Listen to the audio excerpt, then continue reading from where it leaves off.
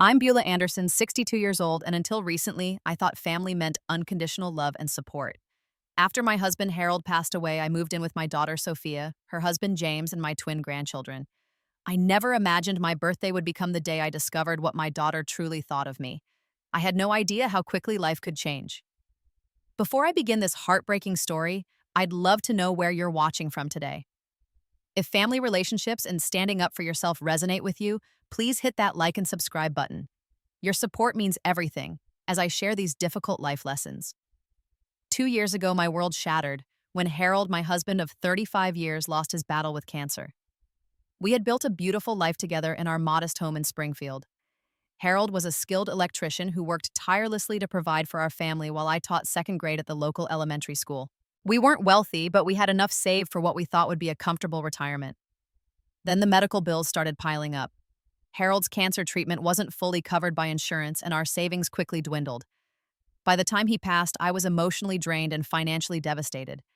The house we'd shared for decades had to be sold to cover the remaining medical debt. That's when Sophia suggested I move in with her family. "Mom, we have plenty of space," she said, her voice warm and reassuring. "The twins would love having their grandma around, and it would help us with childcare too." It seemed like the perfect solution. I could contribute my monthly pension to their household expenses, help with Emma and Ethan, and still have enough for my personal needs. Plus, I'd get to be close to my grandchildren during their formative years.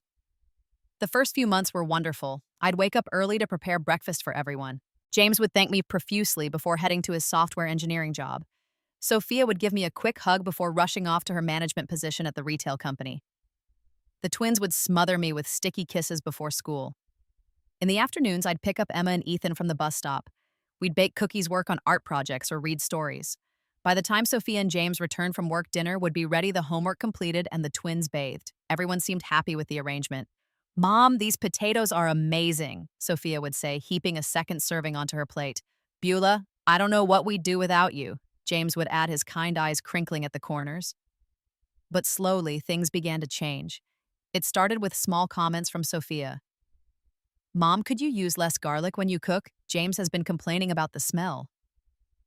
When I glanced at James, he looked confused but remained silent. Another time, "Mom, the twins don't need cookies every day. We're trying to limit their sugar intake." I respected their parenting decisions and adjusted accordingly, but the criticisms continued, becoming more frequent and less constructive. One day, I overheard Sophia talking to her friend Ashley on the phone. "It's exhausting having Mom here," she sighed, unaware I was within earshot. "I feel like I've got 3 children instead of 2. She means well, but she's just so present all the time." Her words stung like a physical slap. I retreated to my room, tears welling in my eyes. Harold would have known exactly what to say to comfort me. He always did. But Harold was gone, and I was alone in a house that suddenly felt less like home. Still, I was determined to make things work. I started spending more time in my bedroom to give the family space. I offered to increase my financial contribution, but Sophia declined. "Your pension is already helping Mom, it's fine." Then came the conversation about Hawaii. Sophia and James had been planning a summer vacation for months. "Mom, we've been saving for this trip to Hawaii," Sophia mentioned casually over dinner. "But first-class tickets are so expensive for all of us." "I could help," I offered, eager to contribute to something that would make them happy. "I still have some savings set aside." Sophia's eyes lit up. "Really? That would be amazing." The twins have never flown first class before. I agreed to pay for 3 first-class tickets, one for Sophia, one for James, and one for both children to share. The cost was substantial, nearly $32,000, but I wanted to do something special for them. It would deplete most of my remaining savings, but seeing their excitement seemed worth it. James looked concerned. "Beulah, that's extremely generous, but are you sure?" Before I could respond, Sophia jumped in. "Of course she's sure. Right, Mom? It's not like you need the money for anything else." I nodded, pushing down a flicker of unease. "I want to do this for you all." That night, I looked at photos of Harold and me on our one and only vacation to Florida 20 years ago. We had stayed in a budget hotel and eaten at diners, but we'd been so happy. I wondered what Harold would think of me spending so much on first class tickets when Coach would have been perfectly fine. But I wanted Sophia to know I valued her happiness, even if it meant financial sacrifice on my part. I didn't realize then that my generosity was being mistaken for weakness or that my desire to please was being exploited rather than appreciated. The signs were there, but grief and loneliness had clouded my judgment. I was about to learn a painful lesson about the difference between giving from love and giving from fear. As the weeks passed, I noticed Sophia's attitude toward me continued to cool. Our morning conversations dwindled to brief exchanges about household matters. She stopped asking about my day or sharing stories about work. When I tried to engage her, she would check her phone or suddenly remember an urgent task. Sorry, Mom, can we talk later? I need to send this email before I forget.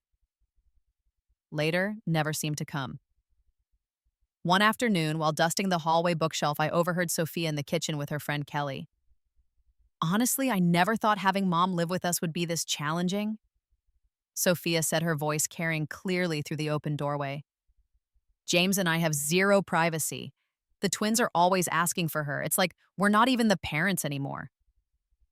Kelly's response was sympathetic. That sounds rough. Have you talked to her about finding her own place? Where would she go? She can barely afford her medications with that tiny pension. And can you imagine the guilt trip if I suggested it? No, we're stuck with her.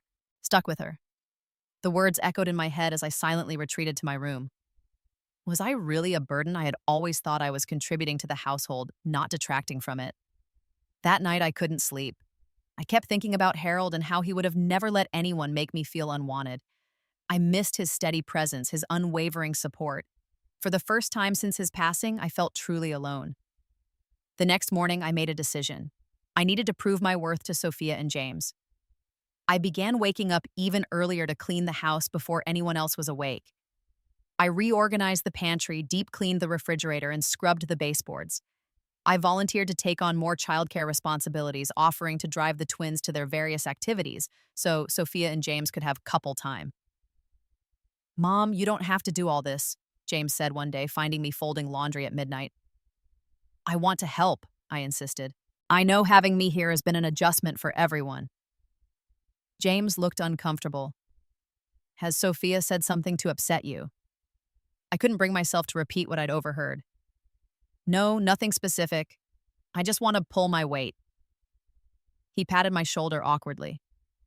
Well, we appreciate everything you do. But Sophia's complaints about needing space only increased. She began mentioning friends whose parents lived in senior apartments. Jessica's mom loves her new place. She has her own friends' activities, everything. I took the hint and looked into senior living options in our area. The cheapest studio apartment was $1,700 a month, far beyond my budget of $900 from Social Security. Without dipping into what little savings I had left, most of which was now earmarked for their Hawaii vacation, I couldn't afford to live independently. Meanwhile, my credit card was still in good standing despite the financial strain of Harold's illness. I had always been careful with credit and my score remained high. The card had a generous limit that I rarely approached, saving it for true emergencies. I also maintained a separate checking account where my Social Security was deposited, though I transferred a portion to Sophia each month for household expenses. As the date for purchasing the Hawaii tickets approached, Sophia became increasingly excited. She spent hours researching luxury resorts and exclusive excursions. Mom, you should see the hotel suite we're looking at, ocean view, private balcony, the works. I smiled, genuinely happy to see her enthusiastic, even as I wondered how they planned to afford such luxurious accommodations on top of the first-class airfare I was providing. That sounds wonderful, sweetheart. Sophia hesitated, then said, Actually, there's something I wanted to ask you. Would you be willing to let me use your credit card for booking? It would be easier to keep all the reservations together, and I promise we'll pay for the hotel ourselves. I agreed, not seeing any harm in it. Of course, just let me know when you need it. Thanks, Mom. You're the best. She hugged me for the first time in weeks. That small gesture of affection filled me with hope. Perhaps things were improving between us. Perhaps my efforts were finally being recognized. I allowed myself to believe that the worst was behind us. I didn't realize that Sophia's sudden warmth coincided precisely with her need for my financial assistance. I couldn't see that the pattern had been established, coldness and distance, until she needed something followed by brief warmth and gratitude, then back to indifference. As my birthday approached, I dared to hope that it might be an opportunity for reconnection. Surely, even with our strained relationship, my daughter would acknowledge this special day. I allowed myself to imagine a small family celebration. Nothing extravagant, just quality time together. How wrong I was. How painfully, devastatingly wrong. May 15th dawned bright and clear, the kind of spring morning that would have delighted Harold. Birthday weather, he used to call it whenever someone in our family had perfect weather on their special day. I woke up feeling hopeful. 62 wasn't a milestone birthday, but it was my first without Harold, and I desperately needed some joy, some acknowledgement that I mattered. In the kitchen, I found Sophia already dressed for work, scrolling through her phone while sipping coffee. "Good morning," I said cheerfully. "Morning," she replied without looking up. "There's coffee in the pot." I waited for her to say something about the date, but she continued scrolling in silence. "The twins ready for school?" I asked, pouring myself coffee. "James is handling it today. I have an early meeting." She gathered her things and headed for the door. "Don't wait up tonight. James and I might grab dinner with friends after work." The door closed behind her before I could respond. No happy birthday, no acknowledgement whatsoever. James emerged from the twins' room, helping them with their backpacks. "Morning, Beulah," he said, distracted by Ethan's untied shoelace. "Good morning," I replied, watching for any sign that he remembered my birthday. "We're running late. Could you make sure the twins have lunch money in their backpacks?" "Of course." As they rushed out the door, Emma turned back. "Bye, Grandma, love you." "Love you too, sweetie." I called after her, fighting back tears. The house fell silent. I stood in the kitchen, coffee growing cold in my hands, feeling invisible. Had Sophia not told James about my birthday? Had they both simply forgotten? Or worse, did they remember but not care? I spent the day cleaning and baking my own birthday cake, a small chocolate one with vanilla frosting, just as Harold used to make for me. I even bought a single candle from the corner store. Pathetic, perhaps, but I needed some semblance of celebration. When everyone returned that evening, I had dinner ready. My special roast chicken with rosemary potatoes, a favorite of both Sophia and James. "Something smells good," James commented as they entered. "I made roast chicken," I said, setting the table. Sophia looked surprised. "Oh, we already ate. Didn't you get my text?" I checked my phone. There was no message. "Must not have gone through." She shrugged, seemingly unconcerned. The twins bounded in their faces, lighting up at the sight of food. "We're hungry," Emma announced. "You just had chicken nuggets," Sophia reminded them. "But Grandma's chicken is better," Ethan whispered loudly. I smiled gratefully at my grandson. "Why don't you two wash your hands and join me for dinner?" The children happily complied while Sophia and James retreated to the living room. I heard the television turn on, laughter from some sitcom drifting into the dining area. After dinner with the twins, I brought out my little cake with its single candle. "Is it your birthday, Grandma?" Emma asked, eyes wide. "Yes, sweetheart, it is." "How old are you?" Ethan inquired, always the curious one. 62 today." "That's super old," he said with childish honesty that made me laugh despite everything. "Let's sing," Emma suggested, and the two of them launched into an enthusiastic, if off-key, rendition of Happy Birthday. Their sweet voices carried into the living room. I saw Sophia freeze, then exchange a look with James. She got up and came to the dining room. "Mom, is it your birthday today?" she asked, her tone suggesting she already knew the answer. "Yes," I said simply. "You should have reminded us," she said, not quite apologizing. "I shouldn't have to remind my daughter of my birthday," I replied softly, not wanting to argue in front of the children. "Well, happy birthday," she said stiffly. "Kids' time for bath and bed." "But we're celebrating with Grandma," Emma protested. "Now, please," Sophia insisted. The twins reluctantly said goodnight, each giving me a tight hug before trudging upstairs. James appeared in the doorway looking uncomfortable. Sorry about forgetting your birthday, Beulah. Many happy returns. Thank you, James. Once the children were upstairs, I approached Sophia in the kitchen. I hadn't wanted to cause a scene, but I needed to express how hurt I felt. Sophia, I know things have been strained between us, but I have to say forgetting my birthday really hurt. She sighed dramatically. Mom, we have busy lives. We can't keep track of every single date. This isn't just any date. It's my birthday, my first one since your father died. My voice cracked slightly. Something in Sophia snapped. She slammed her hand on the counter. Do you have any idea how exhausting it is having you here? Always needing attention? Always reminding us about Dad? We're trying to live our lives, Mom, and you're a burden. The word hung in the air between us, sharp and irretrievable. James appeared in the doorway, clearly having heard everything. Sophia, he began, but she cut him off. No, it needs to be said. Mom, this isn't working anymore. We need our space back. I think it's time you found your own place to live. I stood there stunned. Sophia, I don't have the resources to live on my own right now, you know that. We'll figure it out. You have 30 days. I could contribute more to the household. I offered desperately. I could use some of the money I was going to spend on your Hawaii tickets. We've already made plans based on those tickets, she said coldly, but you promised.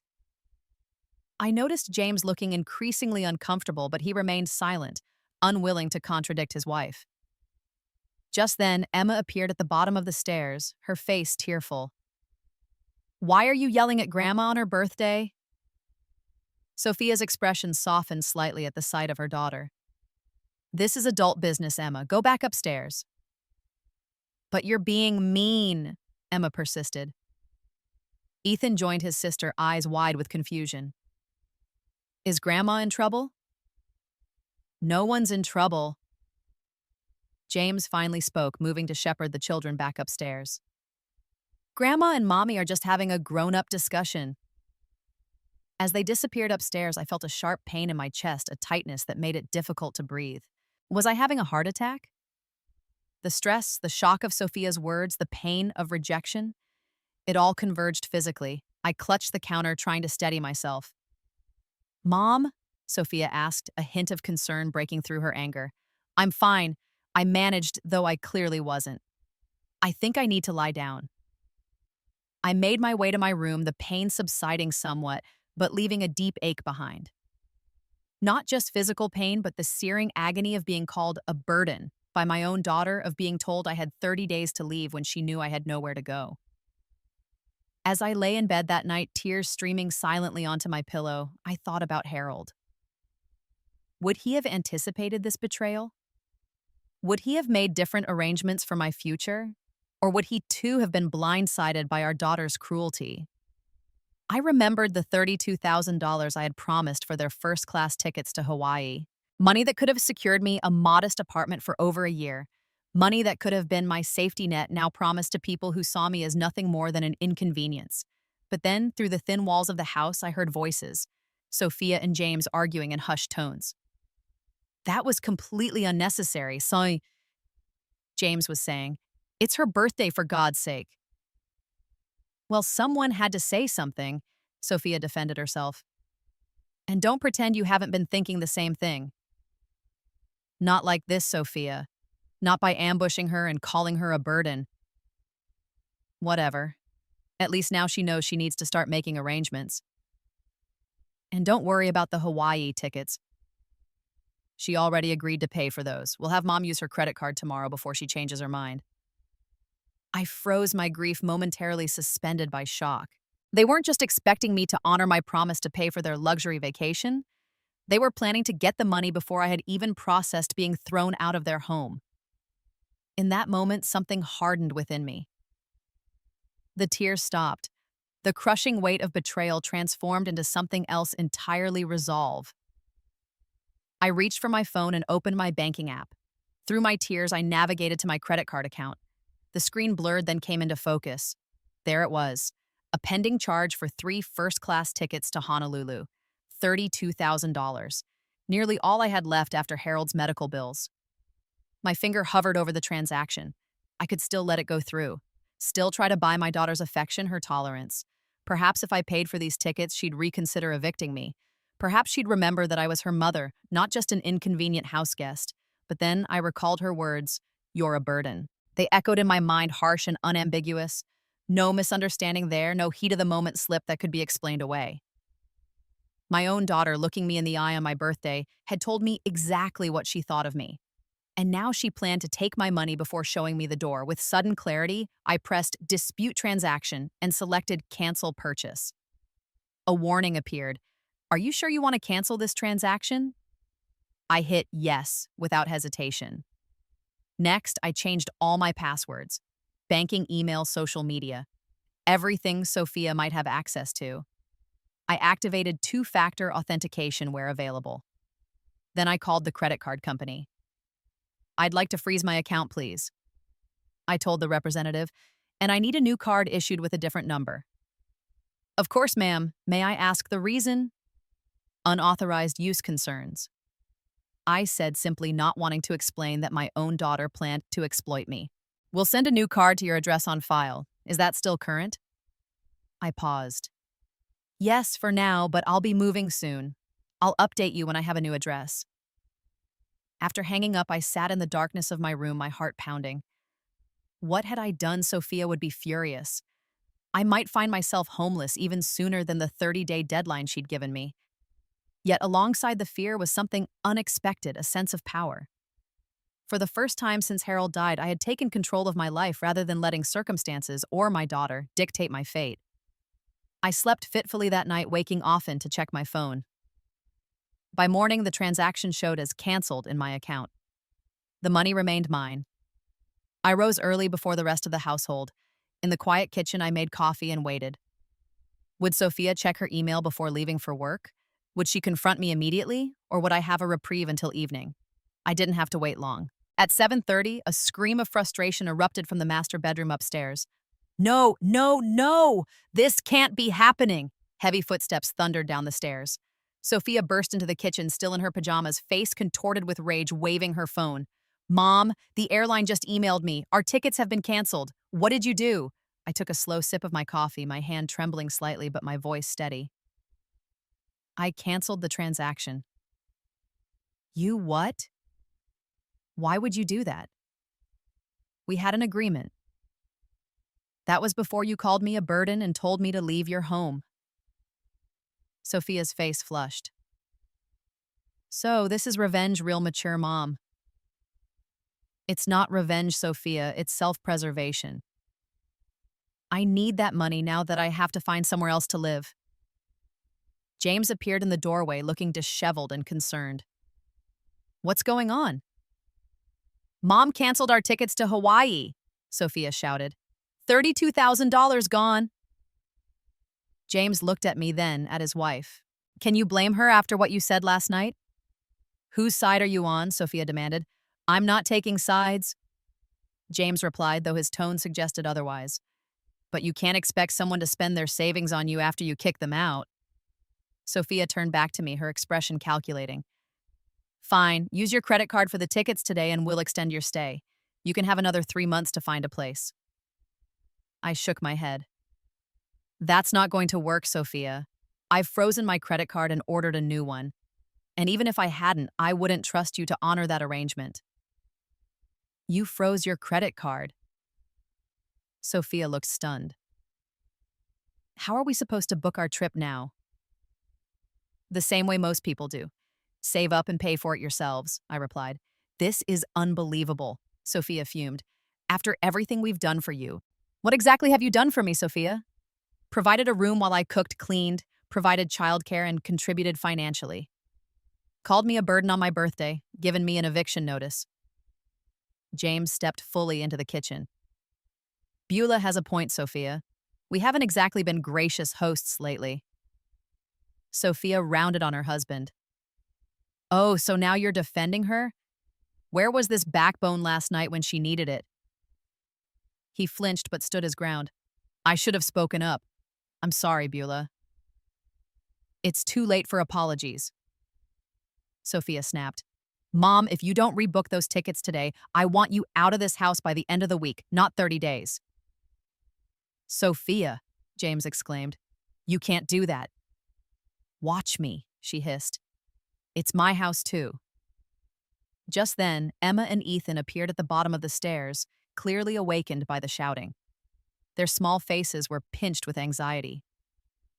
Why is everyone yelling? Emma asked, her voice small. Are you fighting about Grandma again? Ethan added. Seeing their distress broke my heart. I moved toward them, kneeling to their level. Grown-ups sometimes have disagreements, sweethearts. But it's going to be okay. Are you leaving Grandma? Emma's bottom lip trembled. I couldn't lie to them. Yes, sweetheart. I'll be finding my own place to live soon. But why? Ethan looked bewildered. Before I could formulate a gentle answer, Sophia intervened. Grandma needs her own space, and so do we. Now go get dressed for school. The twins reluctantly headed back upstairs, casting worried glances over their shoulders. Once they were out of earshot, Sophia resumed her tirade, but now it was laced with threats. If you're not out by Friday, I'll have your things packed and on the porch. That would be illegal eviction, I said calmly, though inside I was terrified at the prospect of having nowhere to go on such short notice. Sue me, she retorted. James looked horrified. Sophia, stop it. This isn't who we are. No, James, this is exactly who your wife is, I said sadly. I just didn't want to see it until now. As I turned to leave the kitchen, I noticed our next-door neighbor, Linda Forrester, looking concerned through her kitchen window. She had clearly witnessed part of our confrontation. When our eyes met, she gave me a small, sympathetic nod. That brief moment of human connection steadied me. I wasn't completely alone in the world. There were still good people out there. I just needed to find them. And fast. The rest of that day passed in a blur of tension. Sophia left for work without another word, slamming the door behind her. James lingered, clearly wanting to say something, but ultimately followed his wife after an awkward, "We'll figure this out, Beulah." Once they were gone, I sat at the kitchen table, trembling. The twins had already left for school, picked up by their friend's mother for carpool. The house felt eerily quiet, hostile, even no longer the safe haven it had once been. My phone buzzed with a text message. I expected Sophia perhaps with more accusations or demands. Instead, it was from Linda, our neighbor. Saw what happened this morning. Are you okay? Can I help? Come over for tea if you'd like. Linda and I weren't close friends, but we had always been cordial. She was a widow too, about 3 years ahead of me on the journey of grief. At 65, she lived alone in the house next door, tending her immaculate garden and occasionally bringing over surplus vegetables or baked goods. Without overthinking it, I replied, "Thank you. Could use a friend right now. Be over in 10. I quickly freshened up, trying to erase the evidence of my sleepless, tearful night. Then I walked the short distance to Linda's front door. She welcomed me with a warm hug, ushering me into her cozy kitchen where a teapot was already steaming. I hope Earl Grey is okay, she said, pouring 2 cups. Perfect, thank you. I accepted the tea gratefully, my hands still shaking slightly. Linda didn't push for information. She simply sat across from me, a steady, calming presence. After a few sips of tea, the story tumbled out of me. Harold's death, moving in with Sophia, the gradual deterioration of our relationship, the birthday confrontation, and finally, the canceled tickets and threat of immediate eviction. I don't know what to do, I concluded, my voice breaking. I have nowhere to go on such short notice. Linda reached across the table and squeezed my hand. First things first, you're not going to be homeless. My guest room is yours for as long as you need it. Oh, Linda, I couldn't impose. Nonsense, she cut me off gently. That's what neighbors do. Besides, the house gets lonely sometimes. It would be nice to have someone to share meals with. Tears welled in my eyes at her kindness. Thank you. I don't know what to say. You don't need to say anything. Just know you have options. Linda refilled our teacups. Now let's think practically. You said Sophia threatened to put your things out by Friday.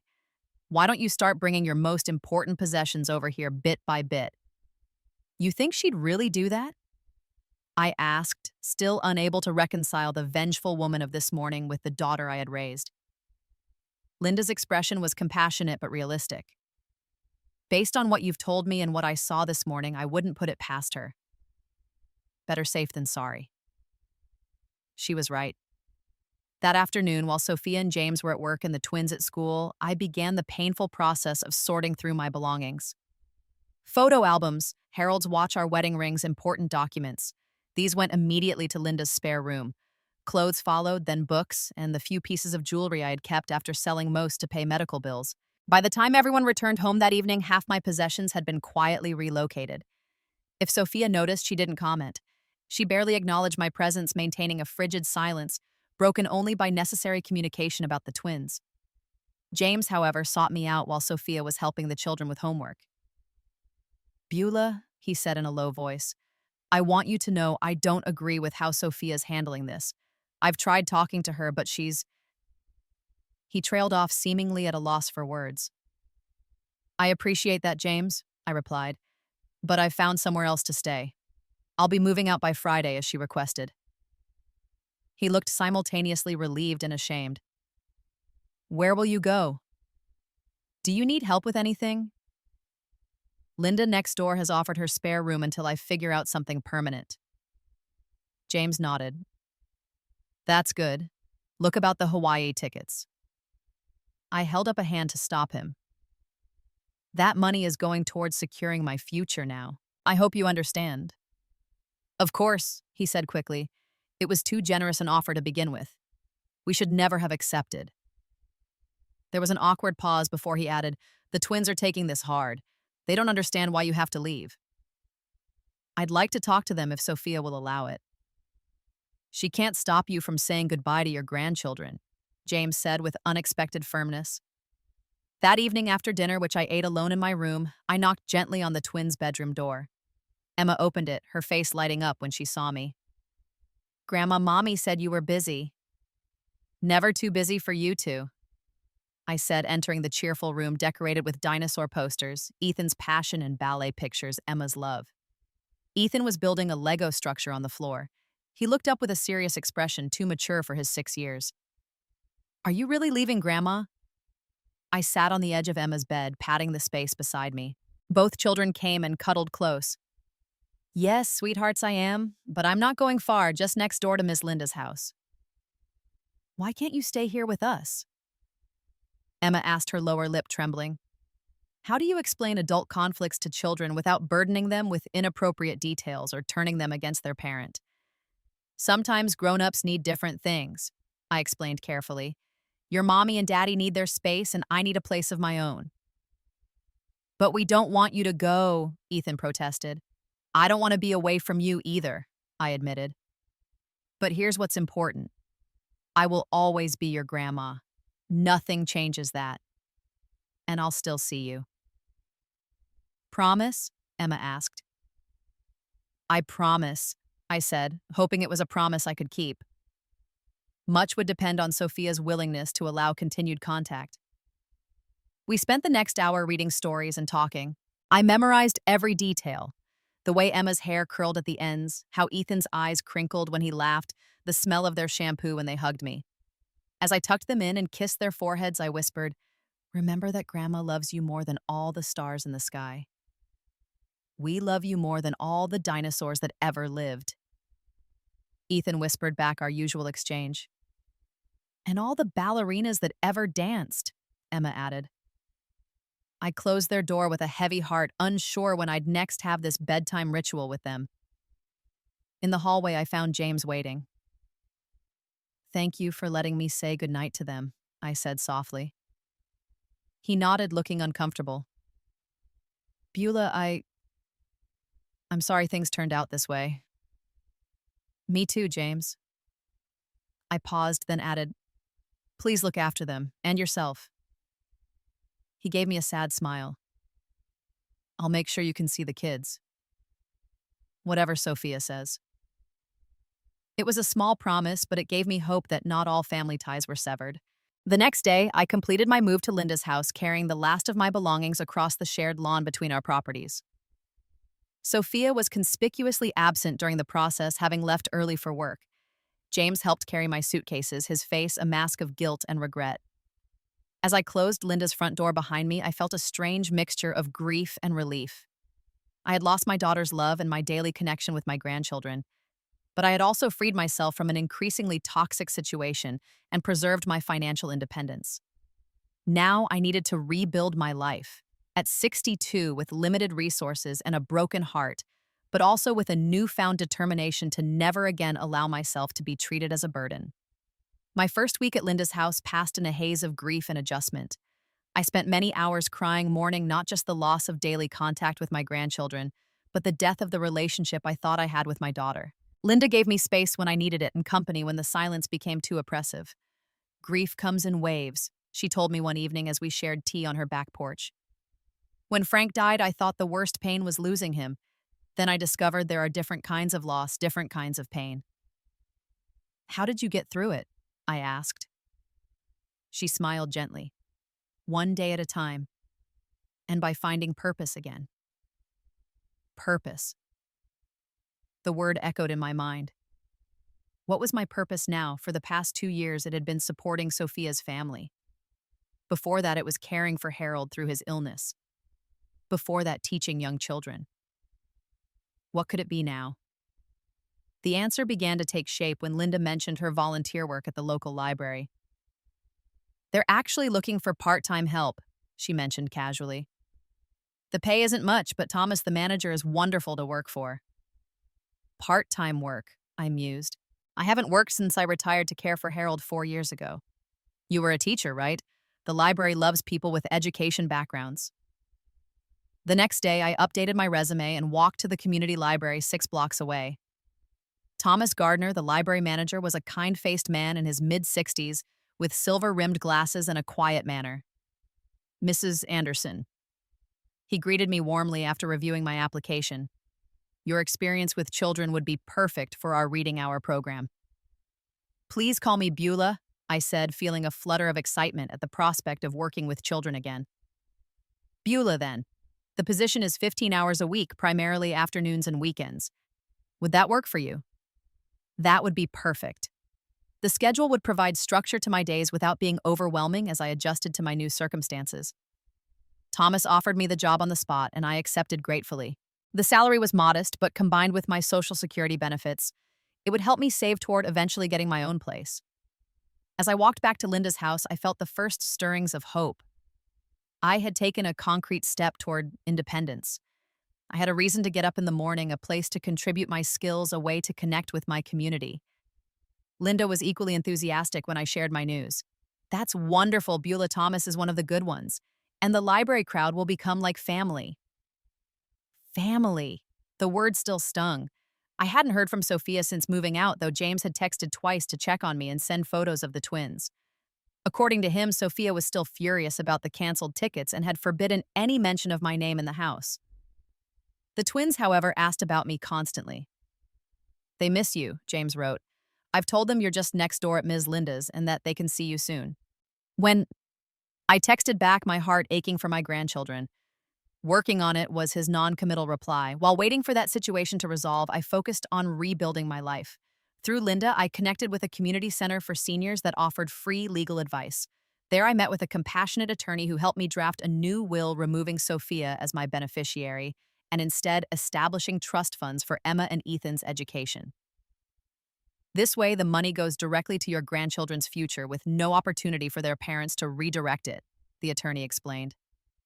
I also met with a social worker, Sarah Martinez, who specialized in helping seniors navigate housing options. She was a warm, efficient woman in her late 50s who didn't mince words.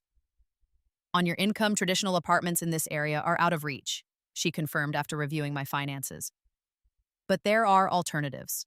The waiting list for subsidized senior housing is about 8 months, which isn't ideal, but I can help you get on it. 8 months? I echoed, dismayed. I couldn't impose on Linda's hospitality that long.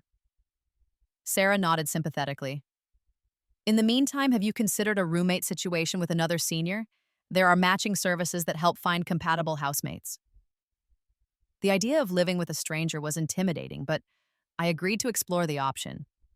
Sarah promised to send me information on several reputable matching programs. As we concluded our meeting, Sarah hesitated, then said, "Mrs. Anderson, I hope you don't mind my saying this, but what your daughter did, it's more common than you might think. Many of my clients have experienced similar family breakdowns." "Really?" I asked, surprised and oddly comforted that I wasn't alone in this experience. "Yes, that's why I started a support group. We meet Wednesday evenings at the community center. You might find it helpful." I attended my first meeting the following week. The group consisted of 8 seniors, men and women, all estranged from adult children for various reasons. Some had been financially exploited, others emotionally abused, still others simply abandoned when they became inconvenient. My son moved me across the country to be near his family, shared Frank, a 70-year-old former accountant. I sold my house, gave him the money for the down payment on a bigger place with an in-law suite. 6 months later, he decided they needed the space for a home gym instead. Told me to find an apartment. Heads nodded around the circle. These stories were painfully familiar. "My daughter hasn't spoken to me in 3 years," said Martha, a frail woman in her 80s, "all because I refused to give her money for a business venture that was clearly a scam." As I listened, I realized something important. I wasn't alone. The shame I'd been carrying, the belief that I must have failed as a mother for Sophia to treat me this way, began to lift slightly. These were good people who had been mistreated by their children, just as I had been. After the meeting, several members exchanged phone numbers with me. One woman, Barbara, mentioned that her niece was a property manager at an apartment complex nearby. It's not officially senior housing, but many residents are older. She sometimes has units that rent for less than market rate. I could put in a good word. I thanked her gratefully. Connections I was learning were everything when rebuilding a life. Meanwhile, I started my job at the library. Thomas paired me with another part-time employee for training, and I quickly settled into the routine of shelving books, assisting patrons, and, my favorite part, reading to children during the twice-weekly story hour. The first time I sat in the reading corner surrounded by eager young faces reminiscent of Emma and Ethan, I nearly broke down. But I channeled my emotion into an animated reading of Where the Wild Things Are, complete with monster voices that had the children giggling. After story time, a young mother approached me. "You're wonderful with the children. Have you worked with kids before?" "I was an elementary school teacher for 30 years. I replied. "And I have grandchildren." "Do they come to story time?" she asked innocently. I hesitated. "Not currently. They live nearby, but it's complicated." She nodded, not pressing further. "Well, my Tyler loved your reading. We'll definitely be back next week." These small validations, a child's laughter, a parent's appreciation, a colleague's respect, began to rebuild what Sophia had shattered my sense of worth. One afternoon, about 3 weeks after moving to Linda's, I was walking home from the library when I spotted a familiar pair of small figures in the neighborhood park. My heart leapt. Emma and Ethan playing on the swings while James watched from a nearby bench. I approached cautiously, unsure of my welcome. James saw me first, his expression a mixture of guilt and relief. "Beulah," he said, standing. "I was hoping we might run into you here." The twins spotted me, then their faces lighting up as they scrambled off the swings. "Grandma!" they shrieked in unison, racing toward me. I knelt to receive their exuberant hugs, tears stinging my eyes as their small arms wrapped around my neck. "We missed you so much," Emma declared. "Why didn't you come visit us?" Ethan demanded. I looked up at James, who had followed more slowly. I wasn't sure if I was welcome. "Of course you are," he said, though his tone suggested the situation wasn't that simple, at least as far as I'm concerned. We spent an hour together, the twins catching me up on school events, new toys and playground politics, while James and I maintained a polite distance, discussing only neutral topics. As our time together drew to a close, James pulled me aside while the twins returned to the swings. "I've been trying to talk sense into Sophia," he said quietly. "But she's still angry about the tickets. We had to cancel the entire Hawaii trip." "I'm sorry about that," I said, though I wasn't entirely. "But I'm not sorry I protected myself financially." He nodded. "I understand. And for what it's worth, I agree with what you did." Sophia and we haven't been at our best lately. Financial pressure, work stress. It's no excuse for how she treated you, but you don't need to explain, James. Actually, I do. He looked directly at me. I should have spoken up sooner. Should have stopped things before they went so far. I was a coward and I'm sorry. His apology was unexpected but welcome. Thank you for saying that, and thank you for bringing the twins today. They need their grandmother, he said simply. I'll work on Sophia. In the meantime, maybe we can meet here occasionally. I'd like that very much. As I watched James and the twins walk away, I felt a glimmer of hope that perhaps not all family bonds were irrevocably broken. I might not have a relationship with my daughter right now, but I still had a connection to my grandchildren. It wasn't what I wanted, but it was more than I had dared hope for 3 weeks ago. When I returned to Linda's house, I found an email from Barbara's niece about a potential apartment, a small one-bedroom unit in a modest building below market rate due to needed renovations. It wasn't ideal, but it was within my budget if I combined my Social Security with my library income. The pieces of my new life were slowly falling into place.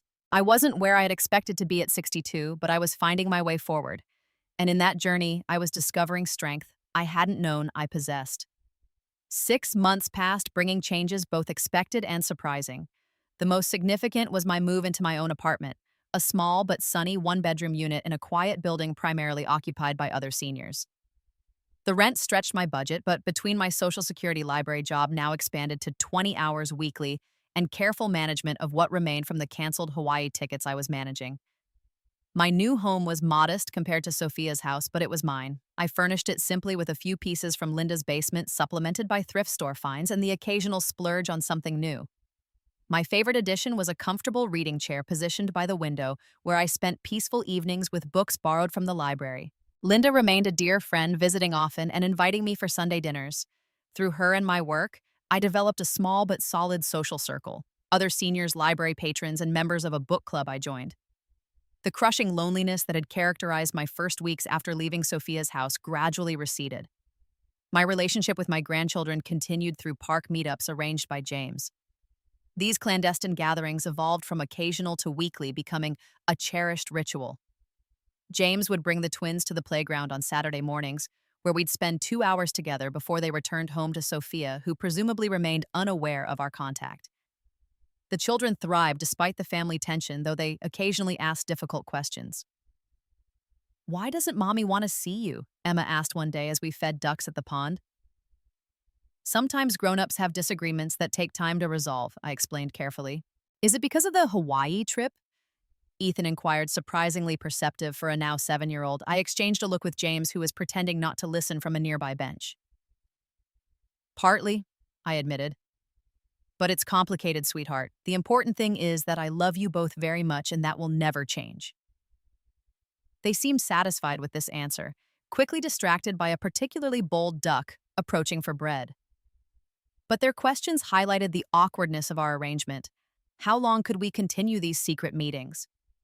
What would happen when the children were old enough to fully understand the situation? James and I never discussed these concerns directly during our brief interactions at the park. Our conversations remained superficial, focused on the twins' activities and needs, but I sensed he was increasingly uncomfortable with the deception. One Saturday in November, about 6 months after I'd moved out, James arrived at the park alone. My heart sank when I saw him without the twins. "Are they sick?" I asked immediately. "No, they're fine," he assured me, taking a seat beside me on the bench. "They're at a birthday party. I told Sophia I had errands to run so I could talk to you privately." "That sounds serious," I commented, bracing myself for bad news. James took a deep breath. "Things haven't been good between Sophia and me since everything happened with you. We've been arguing more. I think she suspects I've been bringing the kids to see you." "I'm sorry to hear that. I don't want to cause problems in your marriage." He shook his head. "That's just it. The problems were already there. Your situation just brought them to the surface." He paused, then added, "I've started seeing a therapist, trying to understand why I didn't stand up for you, why I let things go so far." "That's commendable, James." My therapist thinks I have issues with conflict avoidance stemming from my childhood. My parents fought constantly and I learned to disappear into the background. He gave a self-deprecating smile. Not exactly a healthy coping mechanism. We all have our ways of dealing with difficult situations, I said gently. Maybe, but mine hurt you, and it's not setting a good example for my children. He straightened, seeming to gather his resolve. Which brings me to why I wanted to talk to you. I'm going to tell Sophia about our Saturday meetings. I felt a flicker of panic. Are you sure that's wise? She might forbid you from bringing the twins? She might, he acknowledged, but I'm tired of the secrets. And I've been working on being more assertive. The twins need their grandmother in their lives, and I'm prepared to make that clear to Sophia. His determination surprised and touched me. Thank you, James. Whatever happens, I appreciate you trying. There's something else you should know, he added. Sophia's been struggling at work. There's talk of layoffs, and she's worried about her position. It's adding to the stress at home. I absorbed this information feeling an unexpected twinge of concern for my daughter despite everything. I'm sorry to hear that.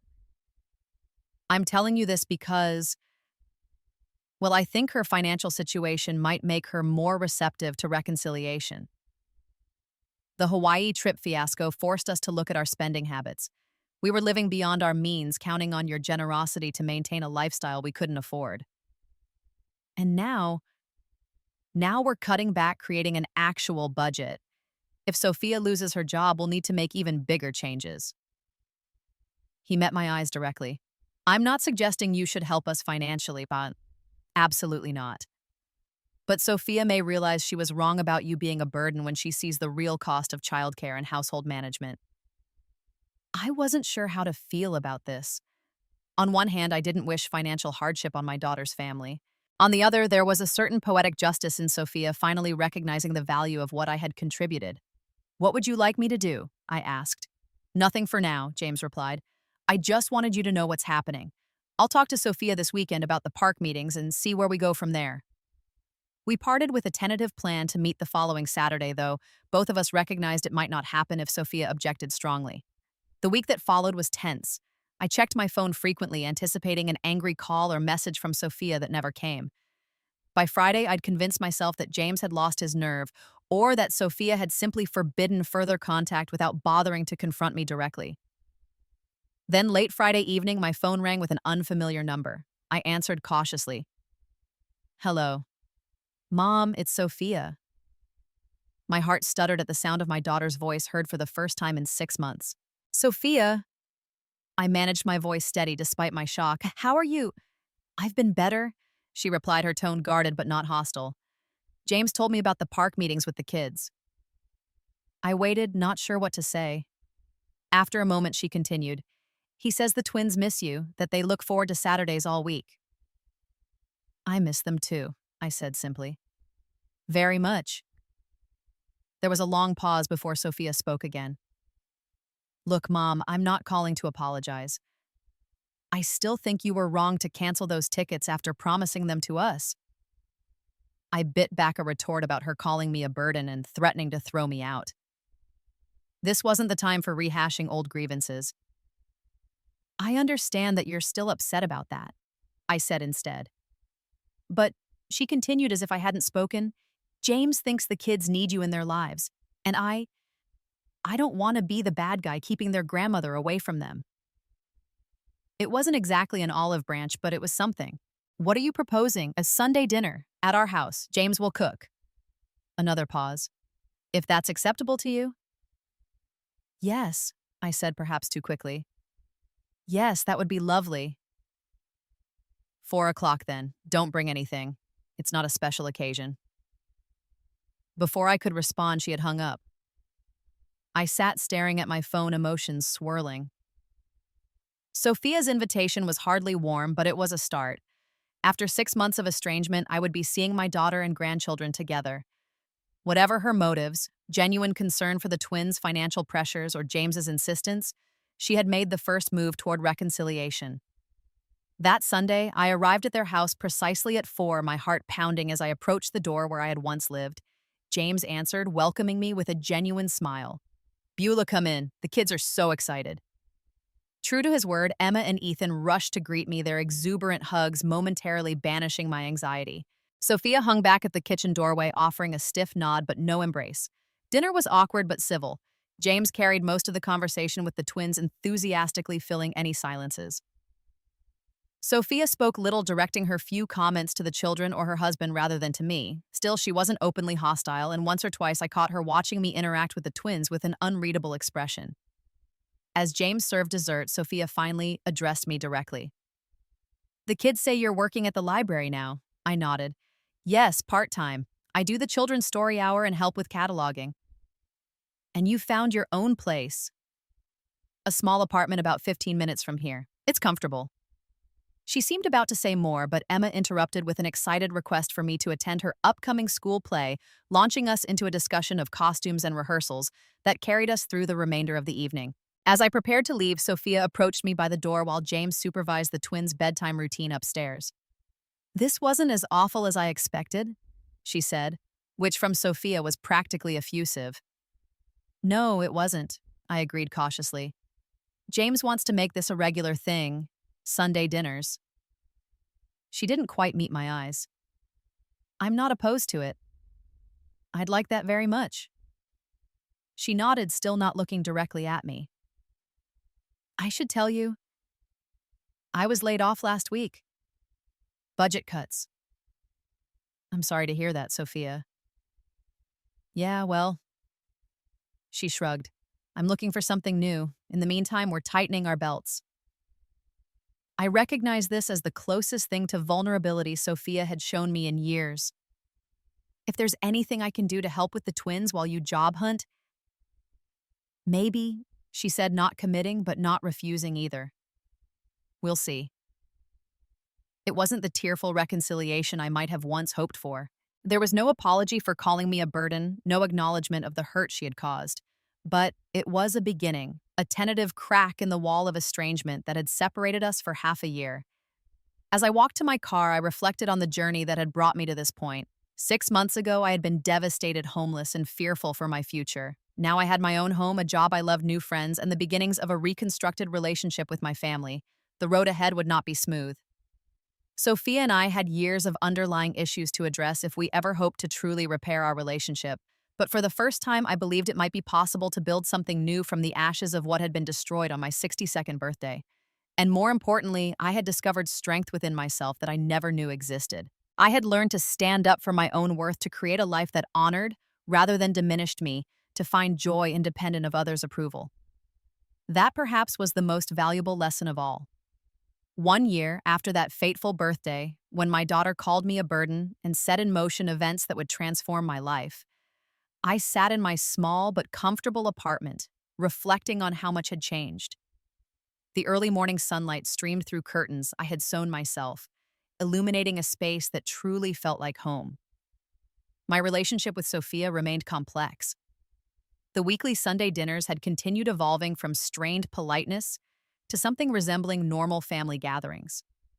Sophia had found new employment, a position with less prestige but more stability than her previous job, and the financial pressure on her family had eased somewhat. We had never directly discussed what happened on my 62nd birthday. No formal apologies were offered or requested. Instead, we had tacitly agreed to move forward, focusing on the present rather than rehashing past hurts. It wasn't perfect, but it was workable. My bond with Emma and Ethan, however, had only strengthened. Beyond Sunday dinners, I now picked them up from school twice weekly while Sophia was at work, bringing them to the library for homework help and story time before James collected them in the evening.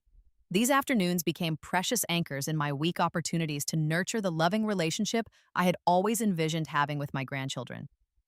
James and I had developed a mutual respect that occasionally bordered on friendship. He had continued his therapy, working to overcome his conflict avoidance, and had become a more assertive presence in his household. We sometimes shared brief conversations during the handover of the twins, discussing their development or exchanging book recommendations. But the most significant changes had occurred within me.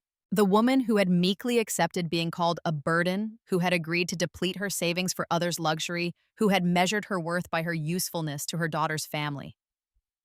That woman was gone. In her place was someone stronger, someone who had discovered that age wasn't a liability, but a source of wisdom. I had built a life rich with purpose and connections centered on my own needs and values rather than others' expectations. My part-time library position had expanded to include coordinating senior outreach programs, bringing books and reading groups to residential facilities for the elderly. Thomas, my manager, had recognized my experience as an educator and my empathy for older adults as valuable assets to the library's community engagement efforts. Through this work, I connected with dozens of seniors in situations similar to what mine had been: isolated, devalued, often exploited by well-meaning but self-centered family members. I helped them find resources, build support networks, and rediscover their own agency. The gratitude in their eyes when they realized they weren't alone, that they had options beyond silent suffering, filled me with purpose. Linda remained my closest friend, though my social circle had expanded considerably. We still shared Sunday breakfast before I headed to Sophia's for dinner, discussing books, politics, and the challenges of aging in a society that often rendered older women invisible. Her unwavering support during my darkest days had created a bond that I knew would endure. Financially, I had stabilized. The trust funds I had established for Emma and Ethan's education were growing slowly but steadily. I maintained a modest lifestyle within my means, finding joy in simple pleasures: a new book, a walk in the park, a cup of tea with friends, rather than material possessions. The money that would have funded Sophia's first-class tickets to Hawaii had instead secured my independence, providing the security deposit and first few months' rent for my apartment furnishings for my new home and a small emergency fund. It was the best investment I had ever made. As I prepared for my 63rd birthday, a quiet celebration planned with friends at a local restaurant followed by a separate dinner with Sophia's family, I reflected on the painful journey that had led to this point. The betrayal and rejection had been devastating, but they had also been catalysts for transformation. I had learned that family relationships, like all relationships, require boundaries to remain healthy. I had discovered that my worth wasn't determined by my usefulness to others, but by my own intrinsic value as a human being. I had found that even at 62, it wasn't too late to start again, to build a life aligned with my authentic self. Most importantly, I had realized that sometimes what feels like an ending is actually a beginning. When Sophia called me a burden and I canceled those tickets, I wasn't just closing a door, I was opening a window to possibilities I had never imagined. Now, as I moved into the next chapter of my life, I carried these lessons with me. I approached my relationship with Sophia with cautious hope but firm boundaries. I cherished my time with my grandchildren without making them the sole source of my joy. I cultivated friendships that nourished rather than depleted me. I contributed to my community in ways that utilized my strengths and expanded my horizons. The path hadn't been easy, and there were still difficult days when grief or loneliness threatened to overwhelm me. In those moments, I reminded myself of how far I had come, of the resilience I had discovered within myself. I remembered that I was not defined by one person's hurtful words or actions, but by my own choices and character. As I finished my morning coffee and prepared for my day at the library, I thought about all the women like me, mothers, grandmothers, wives, who had lost their sense of self in caring for others, who had allowed their boundaries to be eroded by love or obligation or fear. I hoped that somehow my story might reach them, might show them that it's never too late to reclaim your dignity, to rebuild your life on your own terms. There will always be people who see you as a burden, and there will always be those who recognize you as a gift. The difference lies not in your age or circumstance, but in how you allow yourself to be treated, and in knowing when to walk away from those who cannot see your value. That knowledge, hard won through tears and struggle, was the most precious gift I could have given myself. A year ago, when I canceled those $32,000 tickets, I wasn't just protecting my financial future. I was declaring that I mattered, that my life had worth beyond what I could provide for others. It was the first step on a journey back to myself, a journey that continues to unfold in ways I never could have imagined. Have you ever had to make a difficult decision to stand up for yourself with family members? I'd love to hear your experiences in the comments below. Remember that your worth isn't determined by how others treat you, but by how you honor yourself. If my story resonated with you, please like and subscribe for more real-life experiences. And if you know someone who might need to hear this message, please share it with them. Thank you for listening, and remember, it's never too late to begin again.